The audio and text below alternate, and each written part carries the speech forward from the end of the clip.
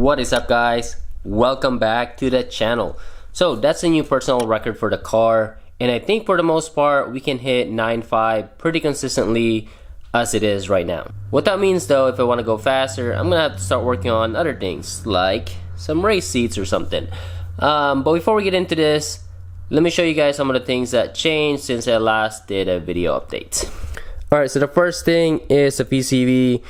That little one right there is still the same, so that is connected to vacuum. But this big one right here, that's new, and I basically got rid of the filter right here. Decided to do both sides, and now this thing will pull vacuum from this side on idle, and then under boost it'll vent through those two giant 12AN push lock ends right there. And so far I've tested this, seems to be holding out a lot better than my old setup. So that's pretty much set. All I need to do is just change the hose like this one right here and make it look nice. So that's good. I'm still having a little bit of a boost leak problem. I can't seem to keep it at 30 psi, so I'm running actually a switch here. This is a 3-way Mac valve to a 4-way. Trying that out. Seems to hold it up a little bit better, but I'm still dropping between 30 to 25. Now on the inside we do have a new addition right here. This is a watt box, which basically allows me to do no lift shifts.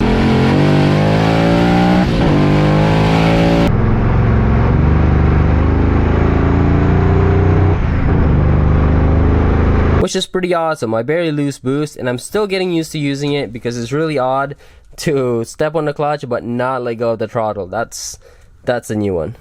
Now eventually I will use this for a two-step, but I haven't been able to get it to work under low RPM. When I mean low, I mean like under 3500. Supposedly maybe I need to try it higher than that, but we'll see. I haven't had too much time to play with that yet. And a small little update right there, that is now a secondary methanol injection nozzle. So the first one was not working out. It was pegging it at 150 degrees intake temperature. So I added that. I haven't had a chance to run it yet with that new setup, but it should be good with that one. With that addition, that will now have to go to a bigger one, but that's going to be in a different episode, maybe. So as it stands before I remove all that stuff, the car weighed 3,400 pounds. So let's look at the weight reduction stuff. The back seat bottoms, those weigh 13 pounds. The back seat, the actual backrest, that's a 12 and a 25 pounds, so 37 total. Trunk cover, that little tiny thing, that's 4 pounds. And that's this thing right here. Now on to the goodies, the Corbeau seats. We're gonna install that in this episode. Now technically I kinda cheated a little bit, because as you can see the passenger is already installed. That's because it's the first one I ever had to install, and I wasn't sure if I was gonna have time to film it, but after doing that one, I'm gonna have time to film it for you guys. So with the passenger seat, that actually weighs 61 pounds, and I'm using one on this scale. I also have a little one right here for more accuracy. The Corbeau seats with the brackets and everything, that's 32 pounds, so total saving 29 pounds. That's pretty good, and that's only on the passenger side. So I think the driver's seat is gonna be the same, so another 30 pounds basically for both, so 60 pounds total weight saving, I think. We'll see how much that one weighs. Alright, now back to the Corbeau seats. I did buy the bolt-on kit adapter for this model. It will come with 2 little brackets on the side, 2 bolts. It will not come with this thing. This is just something that I had laying around, but I noticed that you should get one of this if you're gonna install or keep the factory seat belt. And I'll talk about that when we get to that part. Now this thing came with the side bracket. I'm just gonna tighten it in place. I don't wanna take it off. Alright, we'll take our bracket. And then what I'm gonna do is I'm gonna mount the top one first. So I'm just gonna unlock that. Raise it up. And for this particular combo, the top hole is the one that you're gonna use. Now I want it kind of loose like that so I can shift it up and down. So now we're gonna put the bottom. So I'm gonna tighten that again, or lift it up and switch it.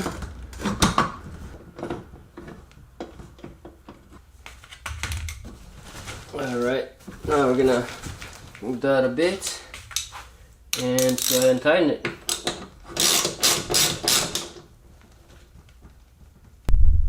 Now, I know some people would recommend putting tread locker on there. I'd probably use like a blue Loctite or something, not the red one.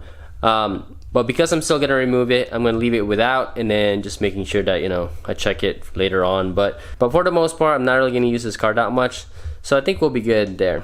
Alright, so now the fun part, removing this thing. I don't have any power, so remember this thing. What I did figure out is if you disconnect everything, but you just kind of keep these two wires, looks like the brown and red and blue combo. So that's the pin out right there. You could supply this with a positive right here and negative right there, and you could power the seats. Alright, so with that power connected, we're gonna go ahead and raise this up all the way. Alright, so that will give me the access to the two bolts right there. And that's basically it. Once that comes off, all I'm gonna do is slide the seat back. Alright, so on the Audi, there's no bolts on the back. They're just little brackets right there that slides. So once the two are off in the front, all you need to do is just pull that back.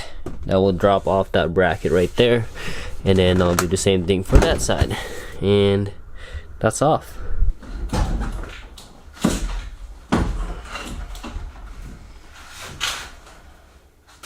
Whew. All right, that's pretty heavy. That is 60.6 pounds, and it's on the bottom, which makes it a lot harder to remove. Actually, it looks like it's stabilized at about 60.1, so 60 pounds. Now with the seat upside down, I'm gonna go ahead and take off this seat bracket right here, or seat belt. Probably should cut this out first. Alright, so that's the front of the seat. This right here is gonna be on your left side. Gonna take your small little bracket right here, put a screw through. Alright, so we're gonna go all the way out, and then I'm gonna thread this in. Alright, so I tried this far right here. I'm going to leave a space because that has to fit into that little guide rail.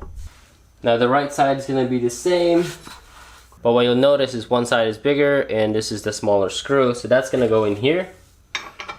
And I'll do the same thing. Alright, now remember this thing that I was talking about earlier where it doesn't come with it, but I think I got it for like some random seat belt that I removed. Just a regular spacer, and it just happens to fit like that, and it happens to fit perfectly. Now without this little spacer, if you tighten it on the rail itself, it'll just get pinned like that, and now it's stuck in that position.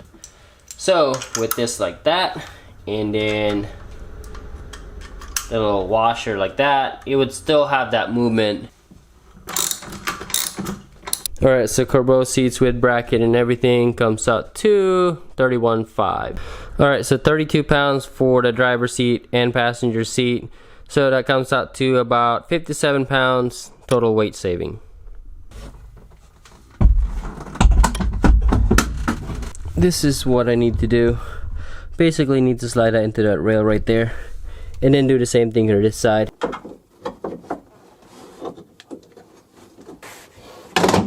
There you go. Now I'm gonna go ahead and tighten the front bolts first. Alright, this is where I'm not entirely happy with the fitment. As you guys can see, there's a little bit of a gap right there, and it's the same thing on both sides. So there should be a bracket, or actually a spacer, that fits in there. That way it's tight. But I'm not sure if the intent would be to actually pin it against this rail, and then yeah. But again, when I do that, it pulls the rail out, kind of like what I did there. Now it's not even really noticeable. It's probably best that way, I'm not sure, but just an observation. But because I don't have a spacer, like I don't have any more of those little spacers that I found, so I'm gonna go ahead and just pull it. It looks fine that way. It is held in place. Alright, so I'm gonna tighten this at the same time. Well, not at the same time, but I'm gonna tighten them in alternating. That way I don't pull the seats one side. So I'm gonna tighten one side and then the other side, and kind of do that.